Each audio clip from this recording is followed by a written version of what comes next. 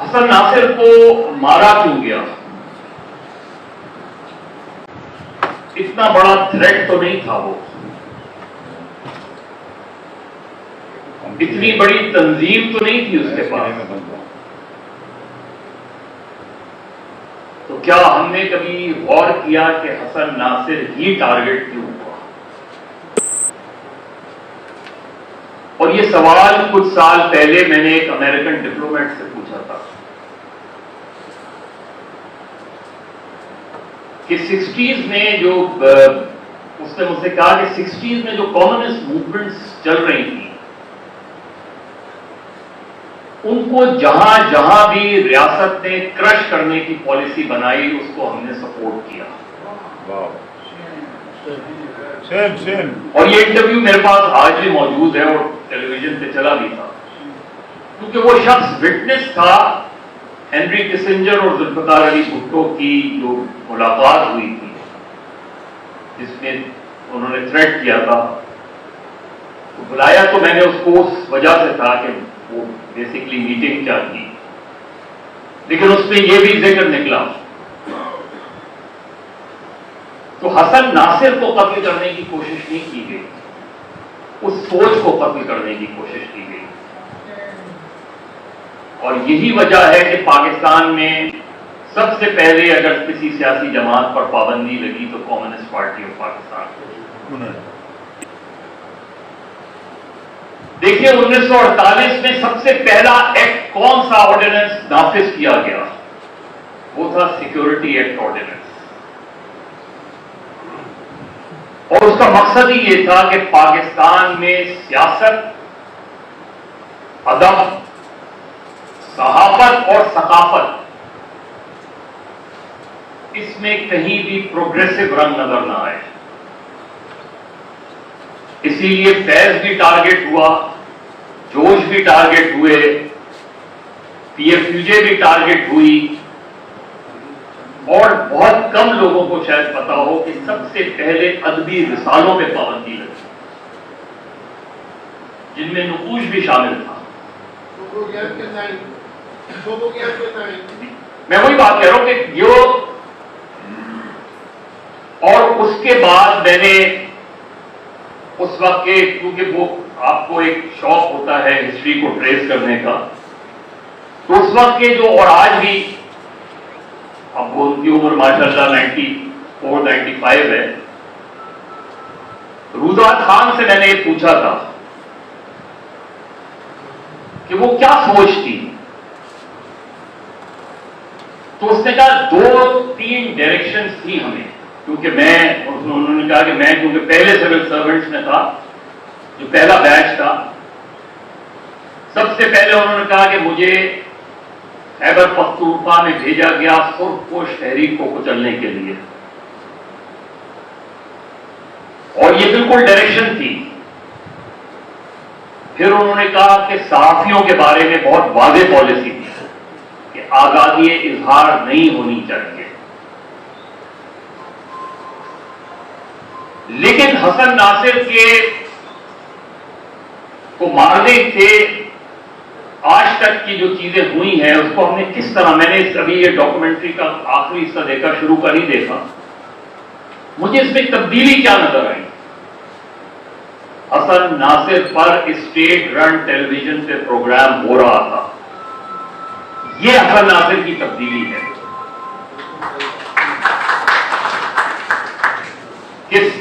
کہ سرکاری ٹیلی ویژن کے اوپر حسن ناصر ڈسکس ہو رہا ہے.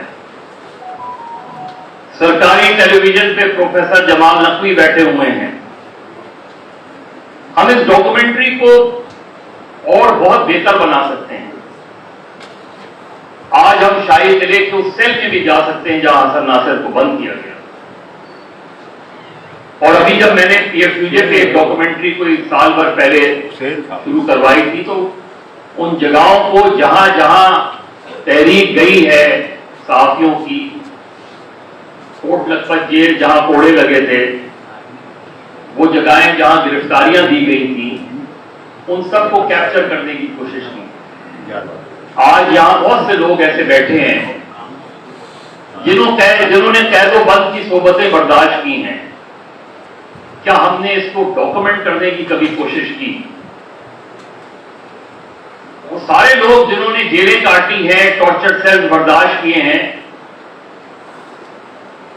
ان سب کو اپروچ کیا جا سکتا ہے، وہ اپنی یادداشتیں لکھیں اور اس یادداشتوں کو چاہے آپ ڈیجیٹل فارم میں لے کر آئیں یا کتابی شکل میں لے کر آئیں، کیونکہ نئی نسل کو ٹارچر کا نہیں پتا۔ نئی نسل نے ریاست کو ایک مختلف انداز میں دیکھا ہے۔ بدقسمتی سے ریاست کا وہ انداز ہماری سیاست نے بھی اپنا لیا ہے۔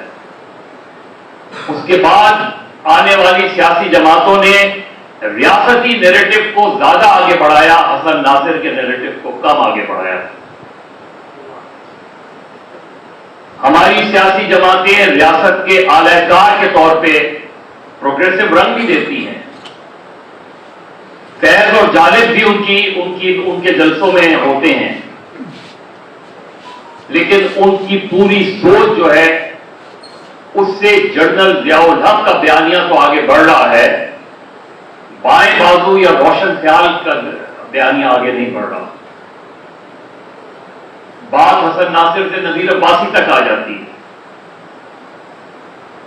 جو حسن ناصر کے ساتھ 60s میں ہوا وہی نذیر عباسی کے ساتھ 80s میں ہوا۔ بالکل صحیح بات ہے، 20 سال بعد۔ اور یہ ساری باتیں جو ہیں اس لیے ضروری ہیں کیونکہ آپ آج سوشلزم کا نعرہ لگائیں گے تو آپ کو واجب القتل بھی قرار دیا جائے گا، آپ کو اور چیزیں، اور آپ کی چاہے سویلین، آپ پچھلے 14 سال سے 15 سال سے اس ملک میں سویلین گورنمنٹ کی ہیں، آج تک قومی سطح پہ حسن ناصر ڈے بنایا گیا۔ پیپلز پارٹی کی بھی گورنمنٹ رہی ہے اور بھی حکومتیں نہیں ہیں، ڈے منانا تو چھوڑے، کوئی پیغام نشر ہوا حسن ناصر کے حوالے سے؟ یہ سوال ان سب سے کرنے کی ضرورت ہے جو اپنے آپ کو روشن خیال یا پروگریسو کہتے ہیں اور کسی نہ کسی حوالے سے حکومتوں کا حصہ رہتے ہیں۔ آج تک آپ نے بلوچستان اسمبلی سے کبھی بھی بلوچستان کے نامعلوم افراد کے حوالے سے کوئی قرارداد دیکھی ہے؟ اس میں بیٹھے کون سے لوگ ہیں جو حکومتوں میں ہٹاتے ہیں تو پروگریسو موومنٹ میں جوائن کر لیتے ہیں اور پھر حکومت میں چلے جاتے ہیں؟ تو یہ سیکورٹی اسٹیٹ کا جو کانسیپٹ ہے اس میں بیسکلی وہ سب سے زیادہ خوفزدہ آپ سے ہوتے ہیں۔ وہ یہ مین اسٹریم پولیٹیکل پارٹی سے خوفزدہ نہیں ہوتے ہیں، اس لیے کہ انہیں پتا ہوتا ہے کہ یہ مین اسٹریم پولیٹیکل پارٹیز جو ہیں یہ کہیں نہ کہیں ان کے ساتھ، کیونکہ جب حسن ناصر مرا تو ہمارا ادیب بھی، ہمارا صحافی بھی، ہمارا سیاستدان بھی سب نے گیٹ نمبر 4 کا رخ کر لیا۔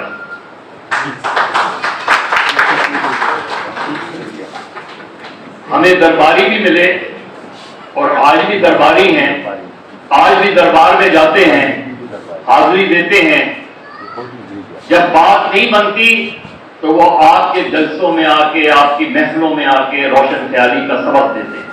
سب تو نہیں گئے، منافق ہے، میں سب کی بات نہیں کر رہا تھا، مجھے بھی پتا ہے، لیکن جو نہیں گئے انہوں نے کیا کیا؟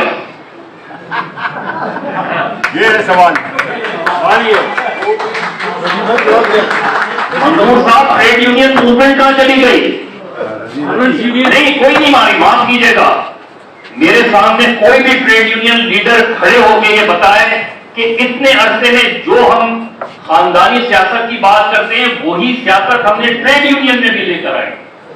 وہی پرانے لوگ، وہی 50 سال سے نئے لوگ کیوں نہیں آگے آ سکتے؟ سیاسی جماعتوں نے اپنی ٹریڈ یونین بنا کے ٹریڈ یونین تحریک کو نقصان پہنچایا کیونکہ ہم تقسیم ہو گئے، صحافیوں کی تنظیمیں تقسیم ہو گئی، پروگریسو موومنٹ کو اسی لیے نقصان پہنچا آگے ہے ذرا نظریاتی سیاست کو اسی لیے نقصان پہنچا. یہ اچھا طریقہ ہے. اور آج جب 50 اور 60 میں ایفڈو اور پروڈا جیسا قوانین آئے جس کے تحت 2-2.5 ہزار سیاسی کارکن مشرقی پاکستان سے مغربی پاکستان تک سب نااہل ہو گئے, کسی کو آگے آنے نہیں دیا گیا, تو وہاں جو چیزیں آئی تھی, میں نے آج یوسف مسیح خان صاحب کے بھی جلسے میں یہ کہا تھا کہ آپ کے نظریے کو کوئی اور کیش کر لیتا ہے, آپ کے نعروں کو کوئی اور کیش کرتا ہے, اس لیے کہ آپ اسپیس دیتے جاتے ہیں. وہی نعرے ہیں, وہی ہیں. آج تو فیض جو ہے وہ جماعت اسلامی کے جلسے میں بھی سنایا جاتا ہے, سنایا جاتا ہے. تو یہ کیوں ہوا؟ اس لیے کہ آپ ان لوگوں تک نہیں پہنچ سکے. حسن ناصر کو ہم نے طلبہ تک نہیں پہنچایا. نذیر عباسی کے بارے میں آج کے طالب علم کو نہیں پتا نذیر عباسی کون تھا. یہ میری خامی ہے, یہ آپ کی خامی ہے. اور جب تک آپ ان چیزوں, جیسے ابھی کیسر بنگالی صاحب نے بات کی کہ یہ نعرہ لگا کے جب آپ سڑک پہ نکلیں گے آپ کے ساتھ کتنے لوگ کھڑے ہوں گے, جتنے لوگ کھڑے ہوں گے اتنی تنظیمیں ہوں گی. جب تک بائیں بازو کی ایک جماعت نہیں بنے گی, یہ آپ, ہو سکتا ہے میں غلط ہوں, جب تک بائیں بازو کی سوچ ایک نہیں ہوگی اس وقت تک آپ آگے نہیں بڑھ سکیں گے. میں اپنے تئیں اپنا کام کرتا رہوں گا, آپ اپنے تئیں اپنا کام کرتے رہیں گے, کوئی دوسرا اپنے کام کرتا رہے گا, لیکن ہم بکھرے رہیں گے کیونکہ یکجا کرنے والی قوتیں ختم ہوتی جا رہی ہیں. یوسف مسیح خان مرحوم کی زندگی میں اتنے لوگ نہیں آئے جو اس کی موت کے بعد آئے. ہم لوگوں کو ان کی موت کے بعد یاد کرتے ہیں. اگر آپ نے نظریے کو آگے بڑھانا ہے تو پھر شخصیات سے آگے بڑھنا پڑے گا. نظریے کو مضبوط کرنے کی ضرورت ہے. کل بھی مارے جاتے تھے, آج بھی مارے جاتے ہیں. آج آپ خوش نصیب ہیں کہ کوئی ٹارچر سیل میں مارا جاتا ہے تو اس کی خبر سوشل میڈیا پہ تو چل جاتی ہے. حسن ناصر جب مارا گیا تو اس کی خبر کو لیک ہوتے ہوئے بھی بڑا عرصہ لگا, بہت ٹائم کی بات. تو آج تو آپ کے پاس اسپیس اویلیبل ہے. آج جتنی اس طرح کی زمین اویلیبل ہے اتنی پہلے کبھی نہیں تھی. آج آپ کسی کی آزادی اظہار کی رائے پہ پابندی لگاتے ہیں, اس کی آواز کو میوٹ کرتے ہیں, سوشل میڈیا پہ آپ اس کی آواز چل پڑتی ہے تو اس کا رابطہ نہیں ہو رہا, اس کا رابطہ کٹ نہیں رہا. میرا اور آپ کا رابطہ نہیں ہو رہا لوگوں سے, کیونکہ ہمارے بہت سے دوست اس پر برا مان جاتے ہیں. این جی او کلچر سے مجھے بڑی اسٹرانگ ریزرویشن ہے. این جی او کلچر نے تحریکوں کو نقصان پہنچایا ہے میرے نزدیک, کیونکہ ہم ڈرائنگ روم میں بند ہو کے, ہوٹلوں میں بند ہو کے رہ گئے ہیں. جب تک trade union, student movement, journalist movement یکجا نہیں ہوگی, جب تک بائیں بازو کی کوئی ایک جماعت کھڑی نہیں ہوگی, اس وقت تک آپ یقین کر لیں کہ آپ کا نظریہ ضرور بہت سی جماعتیں اٹھا کے لے جائیں گی, آپ کے نعرے بہت سی جماعتیں اٹھا کے لے جائیں گی, لیکن جب وقت آئے گا تو وہ اس نظریے پہ ہی کمپرومائز کریں گے. لہذا میں آخر میں صرف اتنا کہوں گا کہ حسن ناصر کو یاد کرنے کا صرف ایک طریقہ ہے کہ وہ جس وجہ سے مارا گیا, جس ریاستی ریٹ کو اس نے چیلنج کیا تھا, جس سیکورٹی اسٹیٹ کو اس نے چیلنج کیا تھا, طاقت نہ ہونے کے باوجود, جماعت نہ ہونے کے باوجود, اس نظریے کو زندہ کرنے کی ضرورت ہے. چھوڑ دیں کمیونزم سوشلزم کیا ہے، یہ تو بہت آئیڈیلسٹک چیزیں ہیں. بنیادی چیز کون سا طبقہ استحصال کر رہا ہے اور کون سا طبقہ اس سے متاثر ہو رہا ہے. اس خلیج کو لوگوں تک پہنچانے کی ضرورت ہے.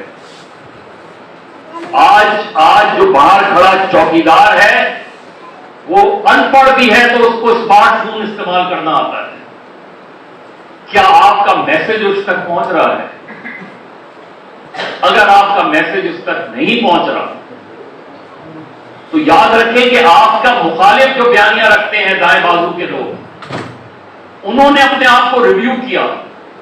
آج سے چند سال پہلے حافظ سعید یا اس طرح کے لوگ کیمرے کے سامنے آنا بدعت سمجھتے تھے، لیکن انہوں نے اس کی طاقت کو سمجھا. القاعدہ، طالبان، انہوں نے اس کی طاقت کو سمجھا. اور آپ دیکھیں اس سوال میں آپ کچھ نہیں کر سکتے، مولوی فضل اللہ کا ریڈیو جو ہے وہ کام کر گیا. تو میرا خیال ہے اس چیز کو جب آپ اس وقت، میں سمجھتا ہوں بہت اپارچونٹی ہے آپ کے پاس. بدقسمتی سے ہم جب بات کرتے ہیں، جب یکجا ہونے کی بات کرتے ہیں، جب ایک ہونے کی بات کرتے ہیں، تو سب اپنے اپنے نیریٹو لے کے آ جاتے ہیں. جب ہم حسن ناصر کی برسی مناتے ہیں تو سب ایک پلیٹ فارم پہ آ جاتے ہیں، لیکن جب ہم اس کے نظریے کی بات کرتے ہیں تو سب اپنا اپنا پلیٹ فارم استعمال کرتے ہیں. یہی حسن ناصر کا میسج ہے، یہی نذیر عباسی کا میسج ہے، یہی ان سارے سیاسی کارکنوں کا میسج ہے جنہوں نے عقوبت خانوں میں زندگیاں اپنی گنوا دی. کسی نے اپنی آنکھ گنوا دی، کسی نے اپنا جسم گنوا دیا، کسی نے اپنی معاشی صورتحال، اس کے گھر کے مسائل اس نے نظر انداز کر دیے، لیکن اس نے وہ نظریے کے ساتھ جڑا رہا. یہی ہے، دینا پڑے کچھ بھی ہٹ جانا، سچ ہی لکھتے جانا، مت ڈر جانا، مت دب جانا، سچ ہی لکھتے جانا.